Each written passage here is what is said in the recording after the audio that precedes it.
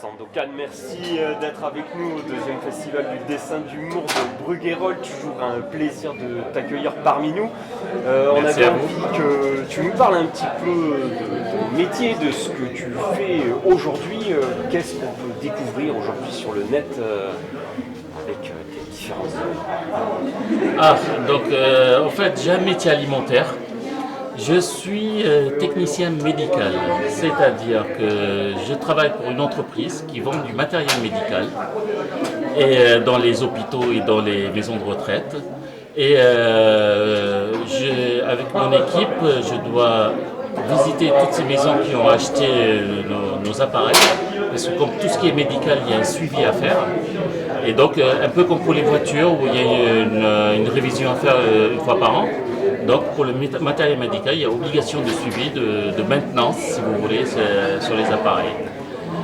Ta vie artistique te prend aussi beaucoup de temps. Exactement. Donc en fait, c'est très lié. C'est très lié. Pourquoi? Parce que tout simplement, étant donné que je voyage tout le temps, vous savez, comme je dis souvent, les lits des hôtels me connaissent mieux que mon lit perso. Je pars le lundi, je reviens vendredi, vous savez, c'est énorme. Or, quand tu es tout seul, le soir, tu n'as pas envie de sortir, aller dans un bar tout seul, on te prend pour un poivreau à plusieurs, c'est des rigolos. Donc, à la télé, il n'y a pas grand-chose à voir. Donc, tu tournes en rond, qu'est-ce que tu fais? Tu dessines. Heureusement, j'ai cette passion. Sinon, voilà, les 3 cheveux collés au super glue sur la tête seront déjà partis. Dans ton œuvre, on remarque que la jante féminine est souvent présente. C'est un sujet de prédilection?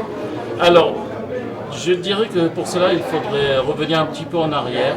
Et mon historique, c'est que je suis d'origine libanaise. Étant donné que j'ai vécu la guerre, j'ai vu beaucoup, on va dire, comment dirais-je, doucettement, des natures mortes dans mon pays. Et je me suis dit, quand j'ai commencé à dessiner, c'est que je voulais faire le contrepoids et faire que des natures vivantes. Et pour moi, celle qui représente le bio, la nature vivante, c'est la femme. Un vrai plaisir pour les yeux, quoi qu'il en soit, lorsque tu exerces ton talent. Est-ce qu'il y a une technique particulière que tu affectionnes? Alors, au début, ce que je faisais, c'est que je dessinais, je faisais mes croquis sur papier, je scannais, puis je coloriais sur l'ordinateur. Et puis, bon, c'est un peu compliqué, c'est un peu complexe, étant donné que je ne suis pas de la génération geek. Donc, je me suis remis un petit peu à mes origines, l'aquarelle.